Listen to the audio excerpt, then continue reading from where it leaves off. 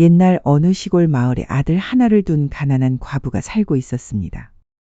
과부는 삭바느질과 빨래품을 팔아 홀로 아들을 키웠지만 어려운 형편에도 불구하고 자식을 서당에 보내 공부를 시켰습니다.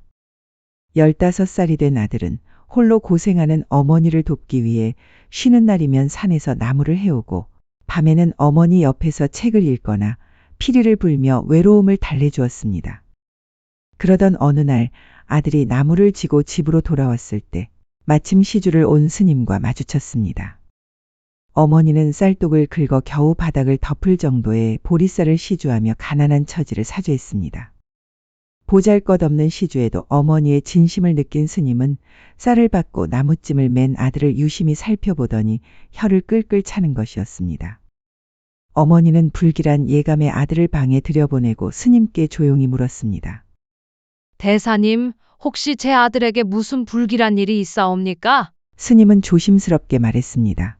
자제분의 상이 비범하긴 하나 이대로라면 20살을 넘기기 어려울 상입니다. 단 한나라 재상의 딸과 혼인한다면 그 애군을 면할 수 있을 것입니다. 청천벽력 같은 소리에 어머니는 주저앉았습니다. 평민의 자식이 재상의 사위가 된다는 것은 상상조차 할 수 없는 일이었습니다. 대사님, 박명한 이 몸이 청상 과부로 홀로 되어 이날 이때까지 저 아이 하나를 믿고 사는데 그게 무슨 청천벽력 같은 말씀이옵니까? 은혜는 후일 꼭 갚아드릴 터이오니 애군을 모면할 방책을 알려주옵소서. 소승에게 무슨 방책이 따로 있겠습니까? 오직 범을 잡자면 범의 굴로 찾아가야 할 것인즉 정승의 딸을 얻자면 정승이 살고 있는 한양으로 가서 방책을 세워야 할까 하오이다. 스님을 문간으로 바래다 주고 난 어머니의 가슴은 갈래갈래 찢 어지는 것만 같았습니다. 아들을 붙잡고 있으면 20살 안에 죽는다 하니 생각할수록 한숨과 눈물밖에 나오지 않았습니다. 어머니, 왜 그러세요? 저 스님이 뭐라고 했어요? 아니다. 아무것도 아니야. 어머니, 이제부터 제가 일하면 우리도 잘 살 날이 있을 거예요. 그때 시주를 많이 하지요. 나만 15세면 호패를 찬다는데 이젠 저도 15살이니 바깥 일은 제가 하겠어요. 아들이 위로할수록 어머니는 더욱 슬피 울었습니다. 틀림없이 무슨 곡절이 있으리라고 생각한 아들은 꼬치꼬치 캐물었습니다. 그제서야 어머니는 스님이 한 말을 해주었습니다. 그런 일이었군요. 어머니, 너무 근심하세요. 하늘이 무너져도 솟아날 구멍이 있다는데 그까짓 말을 듣고서 뭘 그러세요? 스님의 말이 옳다 해도 아직 5년이나 있지 않습니까? 5년이 아니라 10년이 있으면 뭘 하겠느냐? 우리 같은 상놈이 어찌 감히 정승의 딸과 혼례를 할 수 있겠느냐? 과거에 급제하고 정승의 딸한테 장가든 후 어머니를 모시러 올 테니 두고 보세요. 며칠 후 아들은 5년을 기약하고 어머니가 꾸려주는 괴나리 보찜을 길머지고 서울로 떠났습니다. 한양에 도착한 아들은 가지고 온 얼마 안 되는 돈으로 손거울 몇 개를 샀습니다. 그의 목표는 재상의 집에 들어가는 것이었으므로 소문난 이 대감댁 대문 앞에서 거울 사려, 거울 닦으려. 하고 목이 터져라 외쳤습니다. 이 대감에게는 세 딸이 있었는데 그 성격이 확연히 달랐습니다. 맏딸과 둘째 딸은 오직 자신의 아름다움에만 관심이 많았습니다. 아침부터 저녁까지 구리 거울 앞에서 연지곤지를 찍어 바르며 치장하는 것이 일과였습니다. 반면 셋째 딸은 맑은 마음씨와 고운 얼굴을 가졌으되 거치장보다는 글 공부와 책 읽기에 열중하는 현명한 교수였습니다. 마침 맏딸이 치장을 하다가 거울 닦으려. 하는 소리를 듣고는 윤기가 잘 돌아 더 잘 보이도록 거울을 닦게 하려고 거울 장수를 안으로 불러들였습니다.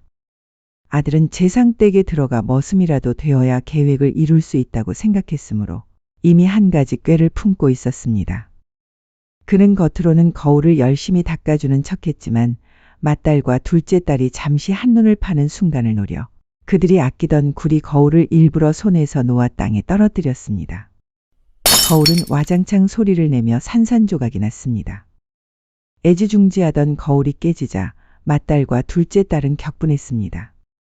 맏딸이 얼굴을 붉히며 소리쳤습니다. 이 천한 놈이? 당장 내 보물 같은 거울값을 물어내라. 내 목숨값도 못 될 망정. 둘째 딸 역시 아버지께 당장 일러서 곤장을 맞게 해야 해. 라며 아들에게 욕설을 퍼부었고 곧장 아버지인 이 대감에게 달려가 고자질했습니다. 이 대감이 마당으로 나와 보니 깨진 거울 조각들이 나뒹굴고 있었습니다.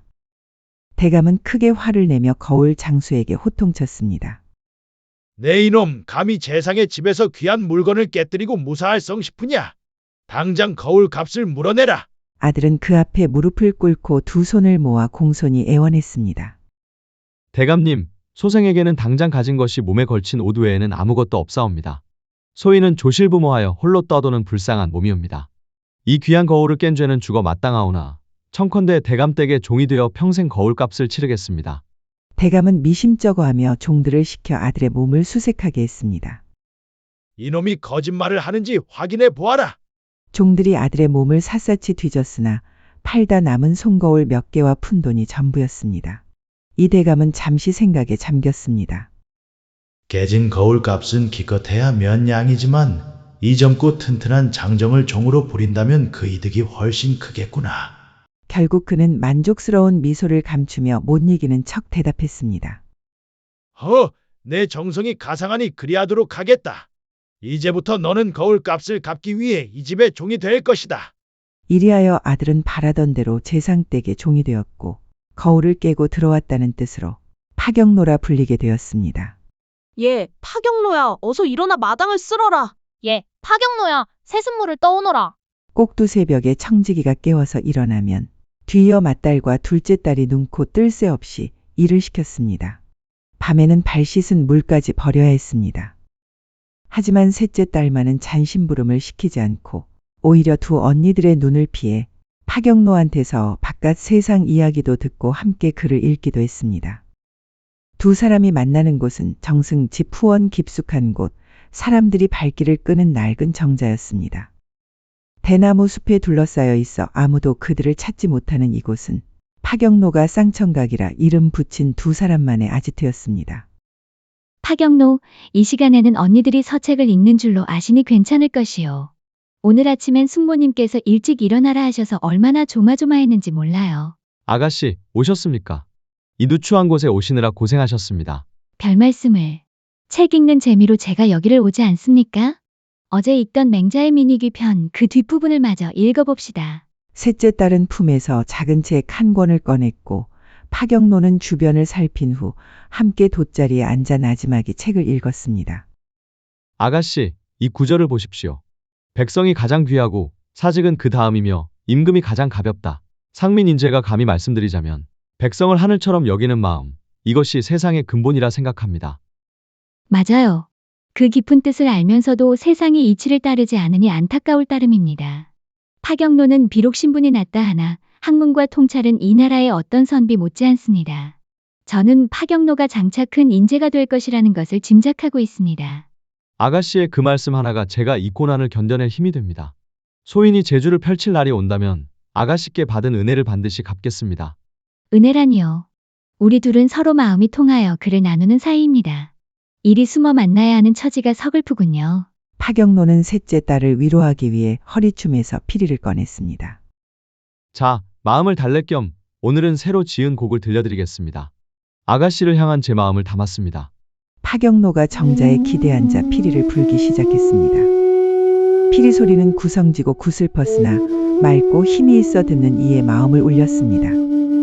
셋째 딸은 황홀한 듯 눈을 감고 피리 소리를 들었습니다. 정승의 셋째 딸은 파경노가 비록 상민이긴 하지만 마음씨 곱고 글재간이 있어 장차 큰 인재가 될 것이라는 것을 짐작하고는 은근히 정이 쏠려 하루만 못 보아도 못 견딜 지경이었습니다. 그래 낮이면 몰래 파경노를 찾아와 글도 함께 짓고 책도 함께 읽으며 즐겼고 밤이면 파경노가 부는 구성진 피리 소리를 들으며 설레는 가슴을 달래곤 하였습니다. 이렇게 1년이 지나는 사이에 이정승이 살펴보니 파경노가 일을 잘할 뿐만 아니라 어찌나 총명하고 똑똑한지 혹 자기 딸들과 무슨 일을 저지를지도 모르겠다는 생각마저 들게 되었습니다. 이정승은 그만 파경노를 마국간으로 옮겨다 말을 먹이게 하고 자기가 외출할 때면 경마자비를 하게 하였습니다. 이정승 내 마국간에는 백마, 청마, 적다마 등 여러 필의 말이 있었습니다. 그 중에서도 백마가 제일 좋았습니다. 파경노는 정승에게 잘 보이려고 한결같이 말을 잘 먹였습니다. 파경노가 이정승 집에 온 지도 3년 세월이 지났습니다. 이게 는때가 되었다고 생각한 파경노는 무슨 꾀가 생겼는지 하루는 정승이 제일 사랑하는 백마의 혓바닥에다 바늘을 꽂아 놓았습니다. 그리고 그보다 못한 청마를 더 잘 먹였습니다. 그랬더니 백마는 나날이 여위고 청마는 잔등에서 윤기가 넘쳐 흘렀습니다. 어느 날 정승이 사냥하러 가겠다며 백마를 끌어오라고 하셨습니다. 대감님, 백마보다 청마가 낫사오니 청마를 타십시오. 그게 무슨 소린고? 청마가 백마보다 더 살찌고 빠른 줄로 아옵니다. 그럴 리 있나? 백마는 천리마인데 청마와 어찌 비한단 말인고? 그럼 대감께서 직접 보십시오. 이정승이 파경노가 끌고 나온 백마와 청마를 비교보니 백마는 여윈데다가 눈곱이 덕지덕지 말라붙었는데 청마는 살이 피둥피둥 찌고 눈에 전기가 돌았습니다. 청마가 이정승에게 보라는 듯 앞발을 쳐들고 하늘을 향해 포효하는데 그 울부짖는 소리가 천지를 울렸습니다. 파경노의 말이 거짓말이 아니었습니다. 게다가 이정승이 청파를 타보니 정말 좋았습니다. 응, 내 말이 옳구나. 한데 저 백마는 무슨 병에 걸렸느냐? 의원을 모셔다 보였는데 별로 병은 없고 나이를 먹어 그렇다고 합니다. 사람도 늙으면 나날이 못해지지 않사옵니까? 허허, 그 녀석 아는 것도 많구나. 그때부터 이정승은 청마만 타고 다녔습니다. 그러면 그렇지. 파경노는 쾌제를 부르고는 슬그머니 백마의 혀 밑에 꽂았던 바늘을 빼낸 후 열심히 잘 먹였습니다. 그랬더니 얼마 가지 않아 백마는 본래대로 살이 찌고 윤기가 흘렀습니다. 그 후 어느 날 이정승은 집안 식소를 데리고 산놀이를 가게 되었습니다. 예, 박영로야. 오늘은 온 집안이 산에 가서 하루 종일 놀다 올 터이니 너 혼자서 집을 잘 보도록 하여라. 그리고 정직이와 어멈들은 좋은 술과 떡을 많이 가지고 가도록 하여라. 내 분부대로 거행하겠나이다. 파경노는 이정승네 식솔이 떠나기가 바쁘게 마구간에 가서 백마의 흰 털에다 보기 좋게 알록달록 색칠을 해놓았습니다. 그리고 셋째 딸의 방에 가서 화장을 곱게 하고 셋째 딸이 갖추어 놓은 신랑의 옷을 꺼내 입고 사모관대를 썼습니다. 파경노는 그 길로 알록달록하게 색칠한 말을 타고 피리를 불며 산으로 향했습니다. 정승의 일행이 한창 먹고 마시면서 놀고 있는데 어디선가 피리 소리가 나 모두 고개를 빼들고 소리 나는 쪽을 바라보았습니다. 그랬더니 웬 신선에 말인지 사슴인지 모를 알록달록한 짐승을 타고 오면서 피리를 부는데 그 소리에 무새들이 날아들어 춤을 추고 흘러가던 구름도 멈추어 서는 것이었습니다. 아버지, 옛말에 산수가 좋은 곳에 신선이 하강한다 하더니 우리 일가가 이렇게 즐겁게 노는 것을 보고 신선이 하강하여 피리를 부는가 보옵니다. 맏딸이 제가 먼저 보았다고 쫑알거렸습니다. 그래. 저 맑은 피리 소리는 인간 세상에서는 들어보기 못한 소리로구나. 얘들아, 어서 신선님께 절을 올리고 너희들께 좋은 신랑감을 점지해 달라고 빌자꾸나. 이정승이 술이 거하게 취한 김에 맏딸의 말을 고지 듣고 부산을 피우자 모두 신선을 향하여 엎드려 절을 하였습니다. 신선님, 인간 세상을 보살피어 이렇게 내려오시니 이루 말할 수 없이 기쁩니다. 바라건대 굽어 살피시어 미주를 한 잔 드시고 저의 딸들에게 좋은 신랑감이나 점지해 주옵소서. 그렇게 하도록 하겠노라. 황공하옵니다, 신선님. 얘들아, 어서 신선님께 미주를 부어 올리고 복을 받도록 하여라. 맏딸이 먼저 술을 따라 말 잔등에 앉아있는 신선에게 권했습니다. 신선님께서는 저희 술을 받아 드시고 저에게 신선님 같은 낭군을 점지해 주옵소서. 신선은 말 잔등에서 주는 술을 받아 마시고는 내 옥황상제께 아뢰어 좋은 낭군을 얻도록 하게 할 터이나 이후부터는 부디 마음을 곱게 먹고 부지런히 일하도록 하여라. 고하였습니다. 맏딸은 신선이 자기 흠을 짚어 말하는지라 얼굴이 홍당무가 되어 고개를 푹 숙이고는 기어드는 목소리로 예? 하고 간신히 대답했습니다. 그러자 둘째 딸이 눈웃음을 치며 신선에게 술을 권했습니다. 신선님께서 옥황상제께 아뢰어 소녀를 왕후가 되게 하여 주시옵소서. 그러도록 하마. 허나 인간이란 욕심이 지나치면 오히려 사실을 면치 못하느니라. 그런데 셋째 딸이 신선의 목소리를 들어보니 분명 귀에 익은 음성이었습니다. 슬그머니 쳐다보자 화장은 요란스레 했어도 눈동자만은 아주 눈에 익었습니다. 그리고 신선이 입은 옷은 자기가 갖추어 놓은 신랑의 옷이 틀림없었습니다. 옷이 날개라고 하더니 저렇게 차려 입으니 실로 미나며 선 같구나. 하고 생각하며 셋째 딸도 술을 따라 올렸습니다. 소녀는 별다른 청은 없나이다. 이술 한 잔 드시옵고 만년장수하옵소서. 오, 인간 세상에 선녀같이 아름다운 교수가 있었구나. 그대 마음이 비단 같으니 소원 성취하리로다. 신선은 술을 마시고 나서 이 정승을 보고 덧붙였습니다. 이젠 승천할 때가 되어 나는 가는데 이 정승은 듣거라. 내 오늘 후한 대접을 받았은즉 그대의 셋째 딸에게 좋은 난군을 간택해 주리로다. 헌데 셋째 딸의 배필은 먼 곳에 가서 찾지를 말고 집 안에서 찾을 것이니라. 그러면 백년 해로하고 부귀 영화를 누릴 것이며 후손이 번창하리로다. 황공하오이다. 신선님의 분부대로 거행하겠나이다. 이정승 일가가 절을 하고 일어나 보니 신선은 어느새 먼 곳으로 사라지고 피리 소리만이 은은히 들려왔습니다. 산놀이에 왔던 기생들과 몸종, 심부름꾼들은 세 딸에게 한신선의 말이 정말 옳다고 감탄하며 눈이 휘둥그레졌으나 감히 입 밖에 내지는 못했습니다. 또 정승네 식솔들도 세 딸의 품행을 눈앞에 보는 듯이 그려 내놓는 것으로 보아 신선임에 틀림없다고 인정했습니다.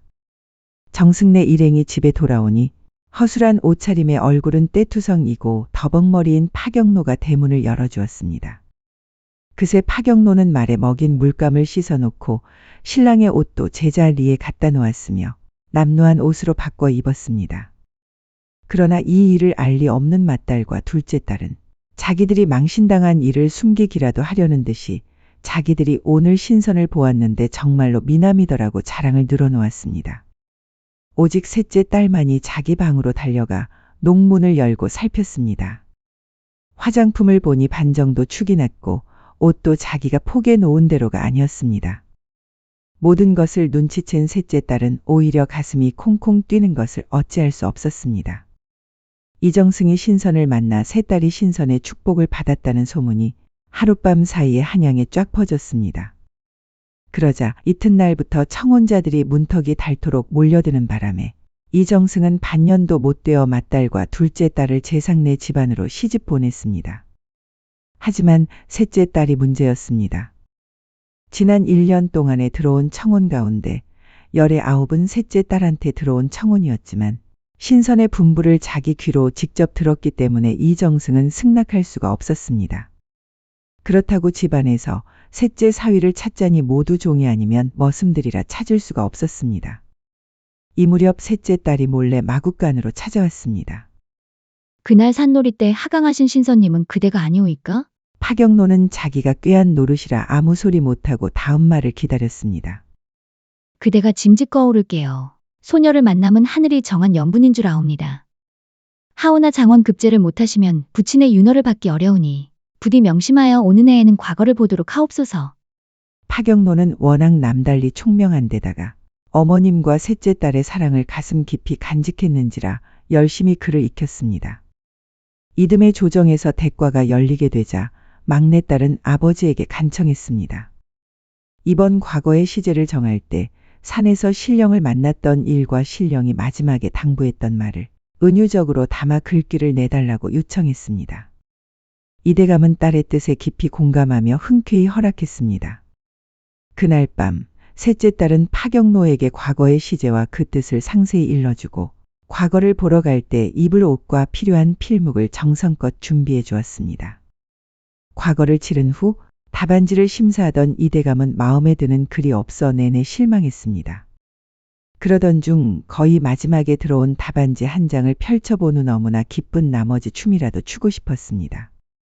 그 글은 시제에 숨겨진 뜻을 정확히 꿰뚫고 있었으며 글재주 또한 훌륭했습니다. 장원 급제한 아무개를 어서 대령하라. 이대감이 명했습니다.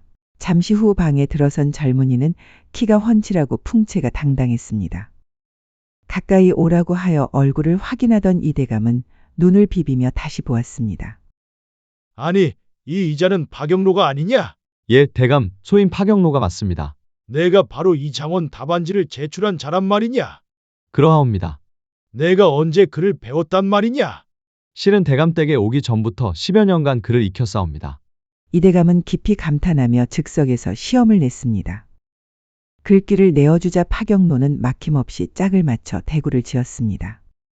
그제서야 이대감은 무릎을 탁 치며 깨달았습니다. 허허허, 이제 알겠구나. 신령이 하던 말이 바로 너를 두고 한 것이었구나. 이리하여 파경노는 이대감의 셋째 사위가 되었고 셋째 딸을 아내로 맞이했습니다.